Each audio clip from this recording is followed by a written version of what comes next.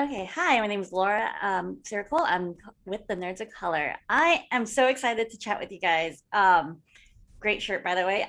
You played these characters a few times, but this time the Warrens are entering the 80s and dealing with their own mortality. How did you approach it this time? Well, number one was to switch from polyester and wool to the high waisted. It's awesome. It's awesome growing old with these characters. It's awesome aging gracefully with this character. Patrick seems to be fighting it every step of the way with his Aquaman thighs, but um, it's awesome. I love coming back to it time and time again. And there's always like the writers just like continue to surprise us, with how dark it gets and how light it gets and how oh man, I just love coming back to it again and again. Yeah. Well, this is the third movie. Usually the film series ends in a trilogy, but do you feel some sort of closure for the story of the Warrens, or do you feel like you will want to follow the Warrens through the rest of the 80s, maybe the 90s? Like, when will it be enough for the Warrens? Mm. I think when audiences deem it enough, we love coming back.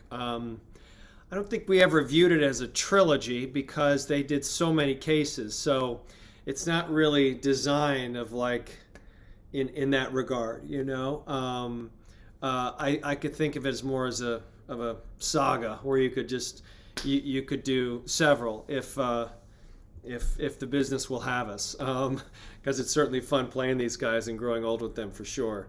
And also because the formula is so different than other franchises where you don't feel like you're like, what else can we do to this family? We're squeaking out these sequels, and because we're following different cases, and then there's always things to explore in a marriage.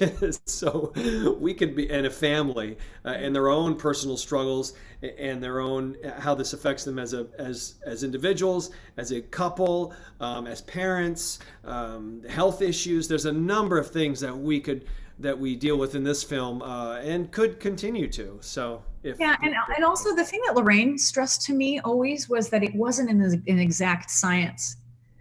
There was no solid prescription on how to handle each case, right?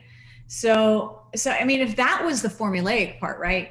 But I think with right, right, that, right, and right. the fact that it's just like you never know. The only thing you can do is, according to Lorraine, it's just sort of rely on the Holy Spirit to guide them. But it's not an exact science, right? So Yeah. so there's room for a whole lot more. Well, the film really emphasized the love story between Ed and Lorraine Warren, and you even said, Vera, you even said the love story is it's more of a love story than a horror story. How did you guys find the balance? Because this is a horror movie, and then you have the love story between the two, and like, how do you find the balance between the love between the two and the WTF moments? Yeah.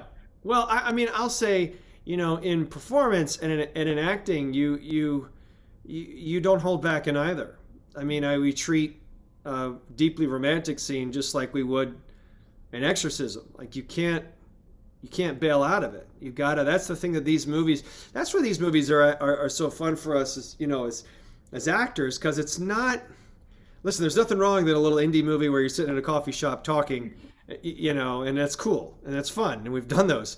But these become so theatrical and gets you out of your comfort zone really quickly. Whether it's in this extreme idyllic romance, which is equally difficult, or damning a demon to hell. Like it really gets you out of your comfort zone and physically, emotionally, spiritually. So it's something that's constantly pushed. So as long as you're pushing them at equal levels, you leave it to the story structure and really to the director and the editor to really see how they match. So it's not like you pull back in the love department because, as we know, love wins. So that if anything, that's what we kind of dig into.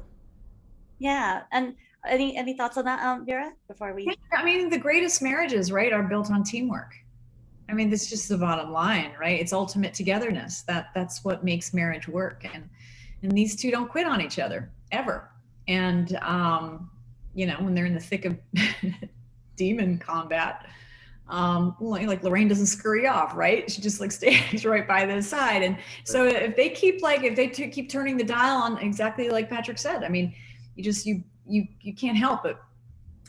That's just what's so incredible about the show, that the way those two balance each other. Well, thank you so much. I love watching you guys. Always love watching the Conjuring movies. So thank you so much for your time. Thank you. Thank you guys.